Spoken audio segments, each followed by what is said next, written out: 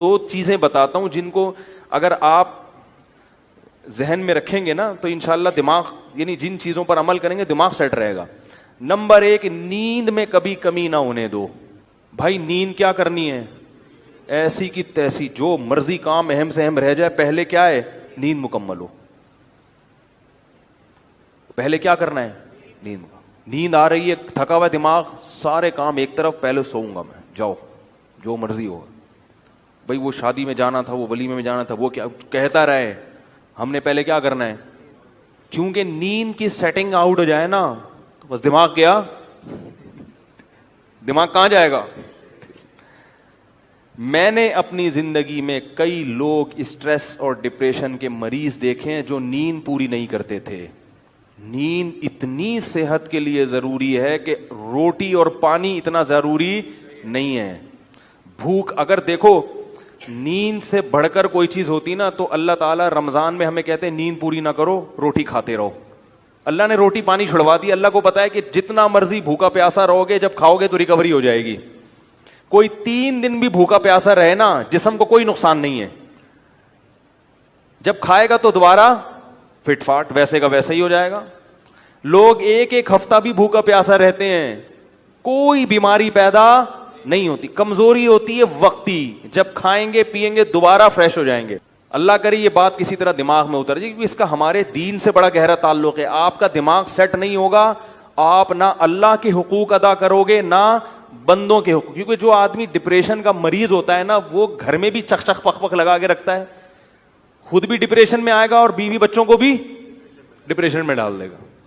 بد اخلاق, نبی صلی اللہ علیہ وسلم نے کیا فرمایا؟ قیامت کے دن سب سے زیادہ میرے قریب وہ ہوگا جس کے اخلاق سب سے اچھے ہوں گے.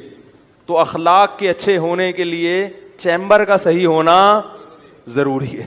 ٹھیک ہے نا. دیکھو بچوں کی نیند پوری نہیں ہوتی, کیسے چڑچڑے ہوئے ہوتے ہیں, خام خامے چیزیں اٹھا اٹھا کے پھینک رہے ہیں.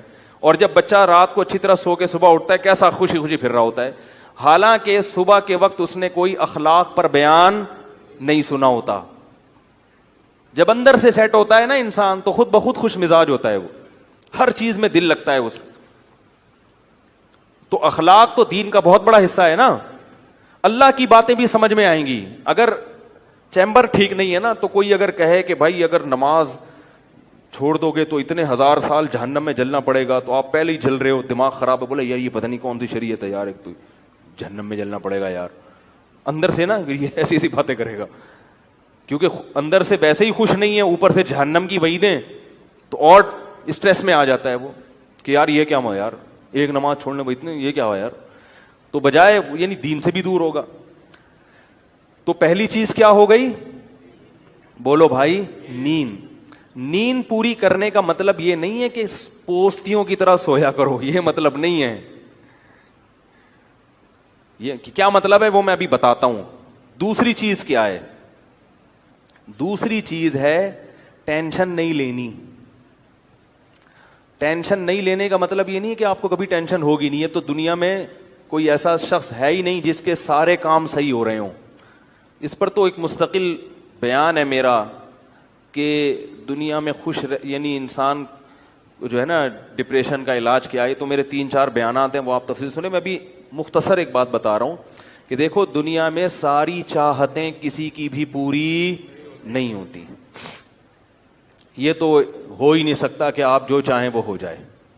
لوگ وزیر اعظم بنتے ہیں, جیل میں چلے جاتے ہیں. حقیقت ہے یہ. کہاں کہاں انسان پہنچتا ہے, پھانسی کے پھندوں پہ لٹک جاتے ہیں, اور معلوم نہیں کیا کیا ہوتا ہے. تو ساری چاہتیں نہیں پوری ہونے والی ہیں آپ کی. تو اب حل کیا ہے اس کا کہ بھئی ہر خواہش پوری کرو, یہ تو ہو نہیں سکتا. تو بھائی سمجھوتا کر لو. کیا خیال ہے؟ جب بھی کوئی مصیبت آئے پہلے تو کوشش کرو مصیبت نہ آئے. اپنی حماقتوں ایسی کام نہ کرو جس سے ٹینشن والا معاملہ پیدا ہو. میں نے بتایا تھا نا جمعے کے بیان میں, لڑکیوں سے دوستی لگانا, یہ چیزیں آپ کی ٹینشن میں اضافہ کریں گی, کمی نہیں کریں گی. حقیقت ہے یہ. تو یہ چرس پی رہا ہے, چرسیوں میں اٹھ رہا بیٹھ رہا ہے, چرس پینے سے ٹینشن بڑھتی ہے, کم نہیں ہوتی. جب نہیں ملے گی تو پاگل ہوگا نا. تو وہ کام، ایسے کام کرنا جس سے آپ غریب آدمی ہو لیکن رہنا اپنے مالداروں کے علاقے میں شروع کر دیا، اس سے ٹینشن بڑھے گی، احساس کمتری کا شکار ہو جاؤ گے، یار اس کے پاس بھی گاڑی، یار اس کے پاس کرولا، میرے پاس رکشا، خام خا کی۔ تو آپ کو چاہیے تھا کہ جب آپ رکشا ہے تو ایسے علاقے میں جاؤ جہاں سب کے پاس کیا ہے؟ رکشا ہے، دکان پکوڑوں کی ہے اور سوچیں کروڑوں کی۔ یہ خام خواہ میں لوگ ٹینشن میں آئے ہوئے ہیں۔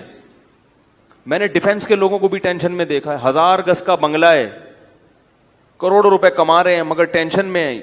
یہ میں ہوائی باتیں نہیں کر رہا، لوگ آتے ہیں کیوں ٹینشن میں کہ پڑوسی کے پاس اس سے بھی زیادہ ہے۔ تو یہ ٹینشنیں قدرت کی طرف سے نہیں ہیں، یہ آپ کی اپنی پالی ہوئی ہیں۔ تو نبی حدیث میں نبی صلی اللہ علیہ وسلم نے فرمایا دنیا میں ہمیشہ اپنے سے کمتر کو دیکھو، یار میرے پاس رکشا ہے اور فلاں